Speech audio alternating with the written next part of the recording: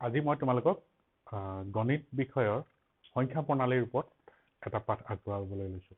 কোনো নিৰ্দিষ্ট শ্ৰেণীৰ বাবে নহয়, সকলো শ্ৰেণীৰ বাবে সংখ্যা প্ৰণালীৰ ধাৰণাটো প্ৰয়োজনীয়, কিয়নো গণিতৰ মূল আধাৰ বা বেছ হৈছে সংখ্যা প্ৰণালী।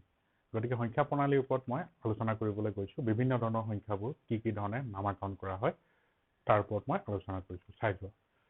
প্ৰথম আহিলে স্বাভাৱিক সংখ্যা।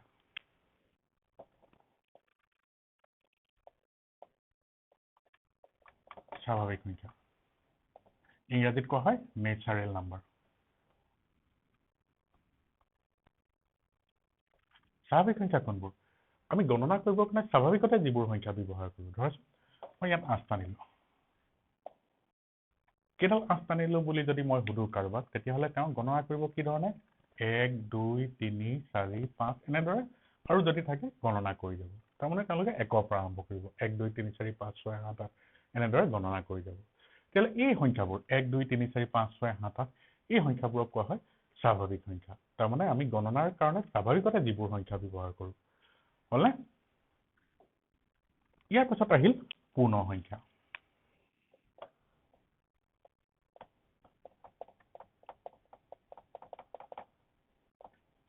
পূৰ্ণ সংখ্যা ইংৰাজীত কোৱা হয় হোল নাম্বাৰ। পূৰ্ণ সংখ্যাৰ ধাৰণাটো এতিয়া কেনেদৰে আহিছে? ইয়াত মই কেইডাল 8 টানিছিলোঁ? 5ডাল 8 টানিছিলোঁ। মই গোটেই 5ডালে মোহাৰি দিলোঁ। নহয়নে বাৰু? তেতিয়াহ'লে ইয়াত 8 কেইডাল থাকিল বুলি ক'লে মানে কি বুলি ক'বা তোমালোকে? যে ইয়াত 8 এডালো নাই। তেতিয়াহ'লে এডালো নাই বুজাবৰ কাৰণে আমি কি ব্যৱহাৰ কৰোঁ? শূন্য। তেতিয়া আহিলে শূন্যৰ ধাৰণাটো। একো নাই বুজাবৰ কাৰণে শূন্য ব্যৱহাৰ কৰা হয়। তাৰমানে স্বাভাৱিক সংখ্যাৰ লগত শূন্যটো যোগ দি সংখ্যা প্ৰণালীটো পূৰ্ণ কৰি দিলে পূৰ্ণ সংখ্যা। গতিকে পূৰ্ণ সংখ্যাবোৰ কিহৰ পৰা আৰম্ভ হয়? স্বাভাৱিক সংখ্যাৰ লগত শূন্যটো যোগ হৈ পানি। স্বাভাৱিক সংখ্যাবোৰ হৈছিলে 1 2 3 4 এনেদৰে স্বাভাৱিক সংখ্যাবোৰ হৈছিলে। এতিয়া পূৰ্ণ সংখ্যাবোৰ হ'ল 0 1 2 3 4 এনেদৰে। এইখিনি হ'লগে পূৰ্ণ সংখ্যা। নহয়নে বাৰু?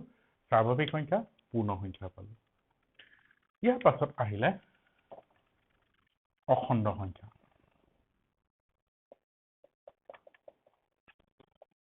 অখণ্ড সংখ্যা ইংৰাজীত কোৱা হয় ইন্টিজাৰ। অখণ্ড সংখ্যাৰ ধাৰণাটো এতিয়া ক'ৰ পৰা আহিল? চোৱাচোন, ধৰি লোৱা এজন মানুহ ইয়াতে থিয় হৈ আছে।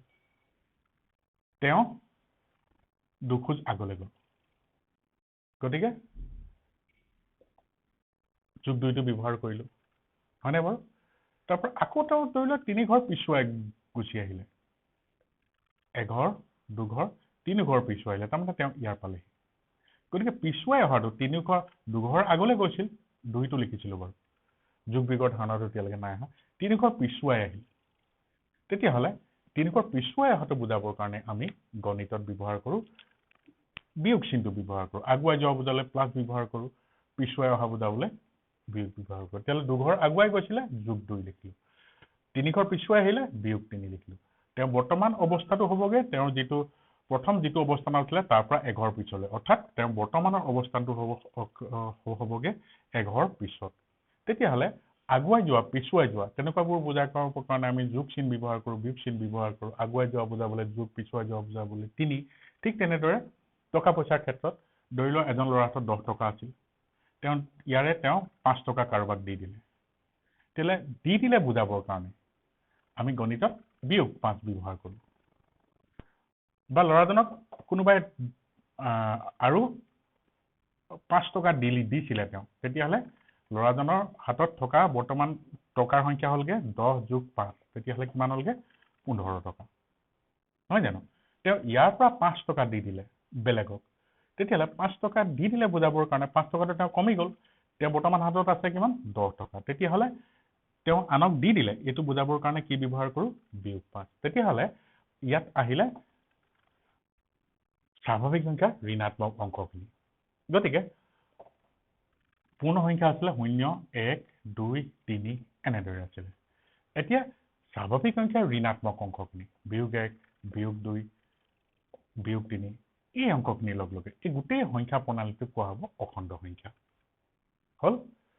এতিয়া অখণ্ড সংখ্যাত সংখ্যা ৰেখাৰ সহায়ত প্ৰকাশ কৰিব পাৰি সংখ্যা ৰেখাৰ সহায়ত সংখ্যা ৰেখাডাল যদি আমি অংকন কৰোঁ সংখ্যা ৰেখা বুলি ক'লে মানে ৰেখা তাৰ দুইফালে কাঁচিন থাকিব শূন্যটো দিলোঁ ইফালে হ'লে 1 2 3 4 বিয়োগ 1 বিয়োগ 2 বিয়োগ 3 এইখিনি হ'ল অখণ্ড সংখ্যা বিয়োগ 3 বিয়োগ 2 বিয়োগ 1 0 1 2 3 এনেদৰে এইখিনি থাকিব এইফালেও এনেদৰে ক্ৰমান্বয়ে অসীমলৈ গৈ থাকিব ইফালে সোঁহাতেও অসীমলৈ গৈ থাকিব আমি বাওঁফালৰ পৰা সোঁফাললৈ ক্ৰমান্বয়ে সৰুৰ পৰা ডাঙৰ ফাললৈ যোৱা বুজাব যদি বাওঁফালৰ পৰা সৰু ফাললৈ গৈ থাকোঁ এইখিনি হ'ল অখণ্ড সংখ্যা আমি যদি সংখ্যা ৰেখাৰ সহায়ত প্ৰকাশ কৰোঁ এনেধৰণে হ'ব এতিয়া স্বাভাৱিক সংখ্যা হ'ল পূৰ্ণ সংখ্যা হ'ল অখণ্ড সংখ্যা হ'ল ইয়াৰ পাছত আহিলে পৰিমেয় সংখ্যা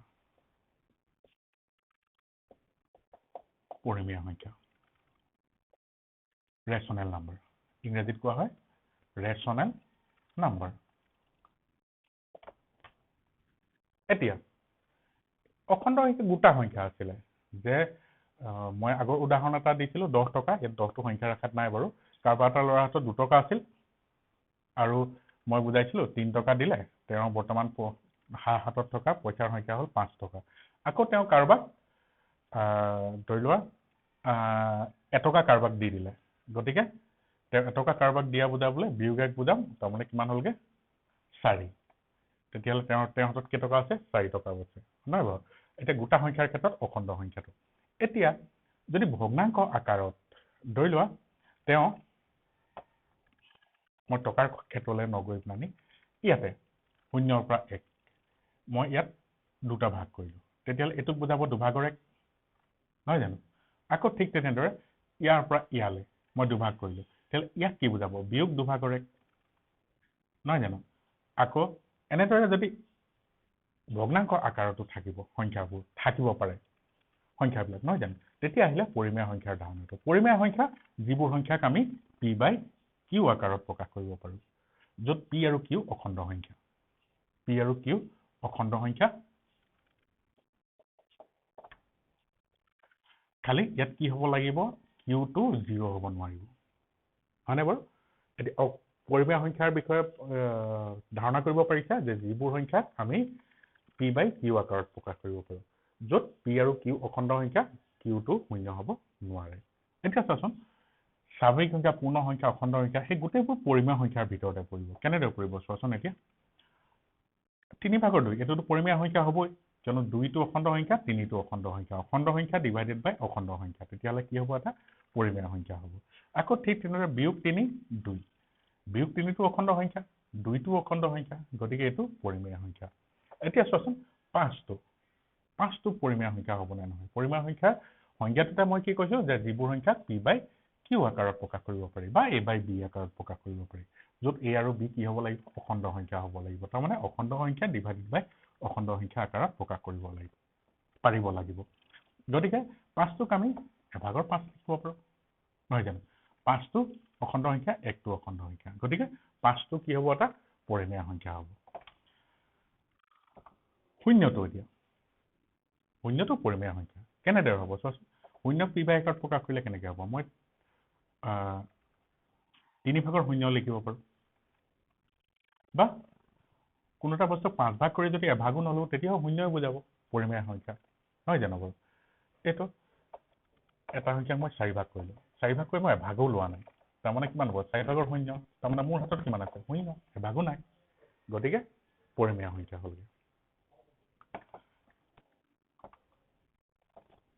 এতিয়া মই কৈছোঁ পৰিমেয় সংখ্যা p/q আকাৰত প্ৰকাশ কৰিব পাৰি নহয় জানো p/q আকাৰত প্ৰকাশ কৰিব পাৰি য'ত p আৰু q কি হ'ব অখণ্ড সংখ্যা তেতিয়াহ'লে পৰিমেয় সংখ্যাবোৰৰ বৈশিষ্ট্য হ'ল সিহঁতক আমি যদি দশমিকত প্ৰকাশ কৰোঁ দশমিকত প্ৰকাশ কৰিলে আকাৰবোৰ কেনেকুৱা হ'ব এতিয়া চোৱাচোন দুভাগৰ ইয়াক যদি মই দশমিকত প্ৰকাশ কৰোঁ 0.5 হ'ব ঠিক তেনেদৰে 3/1 নহয় জানো 3/1ক যদি মই দশমিকত প্ৰকাশ কৰোঁ 0.333 এনেদৰে গৈ থাকিব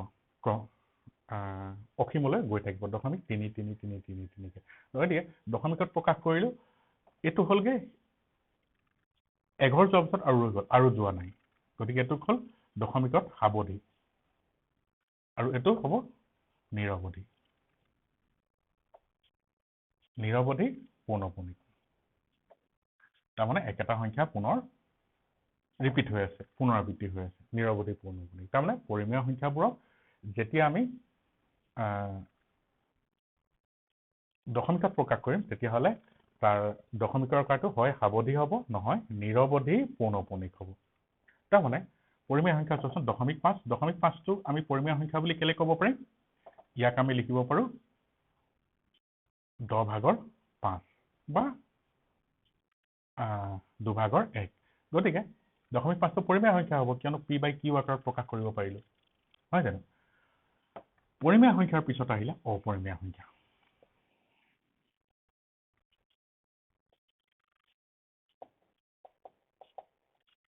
অপৰিমেয় সংখ্যা ইৰেচনেল নাম্বাৰ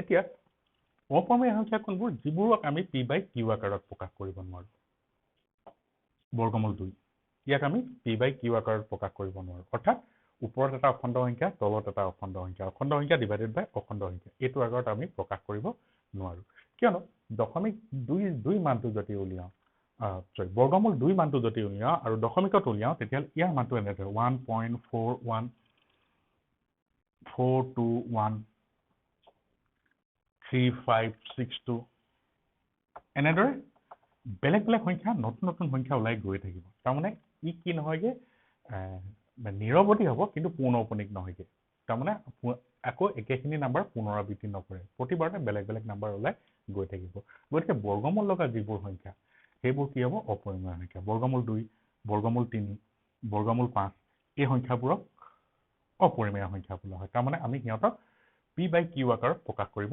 নোৱাৰো নহয়নে বাৰু কিন্তু এইখিনিতে চোৱাচোন বৰ্গমূল 4 ইয়াত যদি বৰ্গমূল চিন আছে এইটো অপৰিমেয় সংখ্যা নহ'ব কিয়নো বৰ্গমূল 4 মানটো কিমান 2 গতিকে বৰ্গমূল 4টো অপৰিমেয় সংখ্যা নহয় ই কি হ'ব পৰিমেয় সংখ্যা হ'ব নহয়নে বাৰু এতিয়া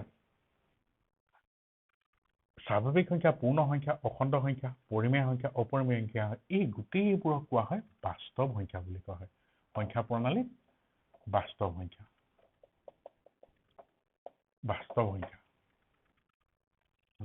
এতিয়া গোটেই সংখ্যাবোৰক যিমানবোৰ সংখ্যা আছে সংখ্যাবোৰক দুটা ভাগত ভাগ কৰা হৈছে বাস্তৱ সংখ্যা আৰু কাল্পনিক সংখ্যা বাস্তৱ সংখ্যাৰ ভিতৰত এইখিনি পৰিলে স্বাভাৱিক সংখ্যা পূৰ্ণ সংখ্যা অখণ্ড সংখ্যা পৰিমেয় সংখ্যা অপৰিমেয় সংখ্যা এনেদৰে বাস্তৱ সংখ্যাবোৰক ভাগ কৰা হৈছে এতিয়া আনটো ভাগ হ'ল কি কাল্পনিক সংখ্যানো কোনবোৰ এতিয়া আমি চাওঁ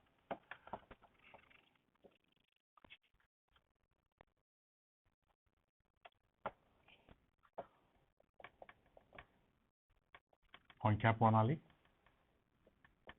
দুটা ভাগত ভাগ কৰিছে বাস্তৱ সংখ্যা এইটো বিষয় মই এতিয়া আৰম্ভ কৰিছোঁ বুজাইছোৱে এতিয়া কাল্পনিক সংখ্যাৰ ধাৰণাটো থুলমূলকৈ দি থৈছোঁ কাল্পনিক সংখ্যানো কোনবোৰ এতিয়া চোৱাচোন আমি কি জানো 4 বৰ্গমূল কিমান 2 4 বৰ্গমূলটো যদি 2 হয় তেন্তে মই 2 বৰ্গ কৰিলে কি পাব লাগিব 4 পাব লাগিব ঠিক তেনেদৰে 9 বৰ্গমূল কিমান 3 ইয়াৰ অৰ্থ হ'ল যে মই 3 বৰ্গ কৰিলে কি পাম 9 পাম কিন্তু মই বিয়োগ 4 বৰ্গমূল উলিয়াম বিয়োগ 4 বৰ্গমূল আমি কি লিখিম এতিয়া মই যদি বিয়োগ 4 বৰ্গমূল 2 লিখো সে মই বিয়োগ 4 বৰ্গমূল 2 লিখিলো যেটো নহয় কিন্তু ধৰি লিখো বিয়োগ 4 বৰ্গমূল 2 তেন্তে 2 বৰ্গ কৰিলে মই বিয়োগ 4 ওলাব লাগে কিন্তু 2 বৰ্গ কৰিলে কি ওলাব 4 ওলাব গতিকে বিয়োগ 4 বৰ্গমূল 2 হ'ব নোৱাৰে কিন্তু মই যদি বিয়োগ 4 বৰ্গমূল বিয়োগ 2 লিখো তেন্তে বিয়োগ 2 বৰ্গ কৰিলো তেতিয়াহ'লে কি ওলাব 4 ওলাব তেলে কথাটো হ'ব জানো বিয়োগ 4 বৰ্গমূল মই 2 লিখিব নোৱাৰো যোগ 2 লিখিব নোৱাৰো বিয়োগ 4 বৰ্গমূল 2 হ'ব নোৱাৰে বা বিয়োগ 4 বৰ্গমূল বিয়োগ 2 হ'ব নোৱাৰে হয়নে বাৰু ঠিক তেনেদৰে 9 ক্ষেত্ৰটো একেই হ'ব বিয়োগ 9 বৰ্গমূলৰে মই যোগ 3 লিখিব নোৱাৰিম আনহাতে বিয়োগ 9 বৰ্গমূল বিয়োগ 3 লিখিব নোৱাৰো গতিকে এই ক্ষেত্ৰত সংখ্যাবোৰ এনেকুৱা ধৰণৰ সংখ্যাবোৰক কাল্পনিক সংখ্যা বুলি কয় কাল্পনিক সংখ্যা ঋণাত্মক সংখ্যাৰ বৰ্গমূল বিয়োগ 4 বৰ্গমূল বিয়োগ 9 বৰ্গমূল বিয়োগ 25 এনেকুৱা সংখ্যাবোৰক বা এটো যে পূৰ্ণবৰ্গ সংখ্যাই হ'ব হেতু নহয় বা বৰ্গমূল b-ঘাত এই সংখ্যাবোৰক কোৱা হয় কাল্পনিক সংখ্যা এতিয়া কাল্পনিক সংখ্যা তোমালোকে আৰু ওপৰৰ গণিত অধ্যয়ন কৰিলে কাল্পনিক সংখ্যাৰ কাৰণে জটিল সংখ্যা বুলি এটা নতুন টপিকে পাবা যে ক্লাছ 10ৰ দশম শ্ৰেণীৰ ছাত্ৰ-ছাত্ৰী যদি উচ্চ গণিত বা এডভান্স মেথমেটিক্স যদি অধ্যয়ন কৰিছে তেওঁলোকে পাব জটিল সংখ্যা বা কমপ্লেক্স নাম্বাৰ গতিকে কাল্পনিক সংখ্যা অধ্যয়ন কৰিবলৈ হলে কমপ্লেক্স নাম্বাৰ গতিকে মই এটোলে যোৱা নাইগে তাৰ মানে কাল্পনিক সংখ্যা আৰু বাস্তৱ সংখ্যা লগ হৈ পানি জটিল সংখ্যা এটো দশম শ্ৰেণীৰ উচ্চ গণিত বা এডভান্স মেথমেটিক্সত এটা সম্পূৰ্ণ পাঠেই আছে গতিকে এটোৰ বিষয়ে মই কাল্পনিক সংখ্যা এইখিনি হলকে বাস্তৱ সংখ্যাক ভাগ কৰা হৈছিল প্ৰথম পৰিমেয় আৰু আনটো অপৰিমেয় পৰিমেয়ৰ ভিতৰত আছিল স্বাভাৱিক সংখ্যা পূৰ্ণ সংখ্যা অখণ্ড সংখ্যা এইখিনি গোটেইখিনি পৰিছিল নহয়নে বাৰু এইখিনি হল সংখ্যা প্ৰণালী ইয়াৰ পিছত আকৌ চোৱা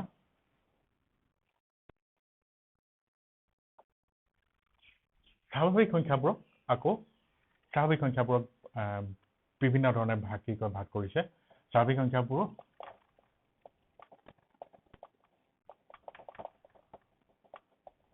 সংখ্যাবোৰক ভাগ কৰিছে যুগ্ম অযুগ্ম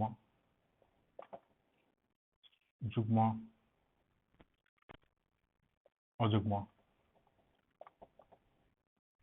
যুগ্ম যিবোৰক জোৰ কৰিব পাৰো 2 আছে এটা জোৰ হ'ব 4 আছে এটা জোৰ হ'ব 6 আছে তিনিটা জোৰ হ'ব এনে ধৰণে অযুগ্ম সংখ্যা 1 3 5 7 9 এইবোৰ অযুগ্ম সংখ্যা যুগ্ম অযুগ্ম নহয় জানো এইখিনি আকৌ স্বাভাৱিক সংখ্যা ভাগ আকৌ ঠিক তেনেদৰে সংখ্যাবোৰক ভাগ কৰিছে মৌলিক সংখ্যা যৌগিক সংখ্যা নহয় জানো মৌলিক আৰু যৌগিক সংখ্যা কোনবোৰ মৌলিক সংখ্যা যৌগিক সংখ্যা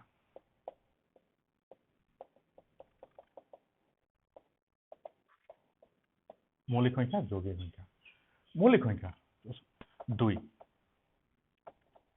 2টোক আমি 1 পূৰণ 2 তাৰ মানে 2 দুটা উৎপাদক আছে 1 আৰু 2 ঠিক তেনেদৰে 3 1 পূৰণ 3 আৰু বেলেগ ভাগে লিখিব নোৱাৰো 5 1 পূৰণ 5 কিন্তু একে সংখ্যা এটা লৈছো 4টো ললো 4টো মই 1 পূৰণ 4 লিখিব পাৰো 2 পূৰণ 2 লিখিব পাৰো তেলে 2 উৎপাদক 1 আৰু 2 3 উৎপাদক 1 আৰু 3 5 উৎপাদক 1 আৰু 5 ঠিক তেনেদৰে 7টো ললো 1 আৰু 7 আৰু বেলেগ ভাগে আমি লিখিব নোৱাৰো 7টো 1 পূৰণ 7 ভাগে লিখিব পাৰিম গতিকে 7ৰ উৎপাদক 1 আৰু 7 কিন্তু 4টো 1 পূৰণ 4ও লিখিব পাৰো 2 পূৰণ 2ও লিখিব পাৰো তাৰ মানে 4ৰ উৎপাদক 1 2 4 এইকেইটা 4ৰ উৎপাদক কিন্তু এই সংখ্যাকেইটা আৰু ইফালে আৰু বেলেগ বেলেগ সংখ্যা ওলাব মই আৰম্ভণি সংখ্যাকেইটা লৈছো 2ৰ উৎপাদক 1 আৰু 2 3ৰ উৎপাদক 1 আৰু 3 5ৰ উৎপাদক 1 আৰু 5 7ৰ উৎপাদক 1 আৰু 7 গতিকে এই সংখ্যাকেইটাৰ বৈশিষ্ট্য হ'ল ইহঁতৰ উৎপাদক 1 আৰু সেই সংখ্যাটো নিজেই কেৱল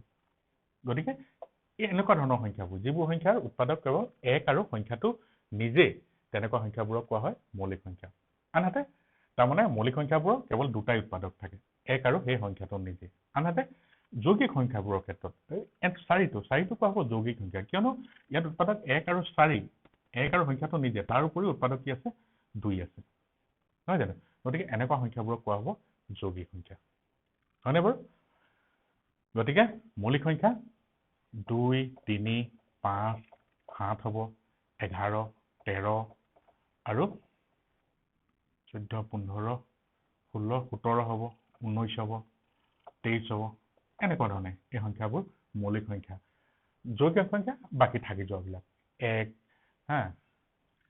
1 4 6 8 9 এনেকুৱা এইবিলাক হ'ল যৌগিক সংখ্যা এতিয়া একটোকনো কেলে যৌগিক সংখ্যা ধৰা হয় যৌগিক সংখ্যা ঠিক নহয় একটো মৌলিকো ধৰা নহয় যৌগিকো ধৰা নহয় হৈছে এতিয়া একটো 1 পূৰণ 1 লিখিব পাৰো এতিয়া মৌলিক সংখ্যা বুলি ক'লে তাৰ উৎপাদক কেইটা থাকিব লাগে দুটা থাকিব লাগে 2 উৎপাদক 1 আৰু 2 কিন্তু 1 আৰু 1 গতিকে 1ৰ উৎপাদক এটাই নহয় জানো 1 গতিকে 1টো মৌলিক সংখ্যা হিচাপে ধৰা নহয় যৌগিক সংখ্যা হিচাপে ধৰা নহয় গতিকে আটাইতকৈ সৰু মৌলিক সংখ্যা বুলি ক'লে মানে 2টোহে বুজাব আৰু এটা কথা দুইটি বৈশিষ্ট্য হ'ল আটাইতকৈ সৰু মৌলিক সংখ্যা 2 আৰু একমাত্ৰ যুগ্ম মৌলিক সংখ্যা কোনটো 2 এইখিনি হ'লগে স্বাভাৱিক সংখ্যা এইখিনি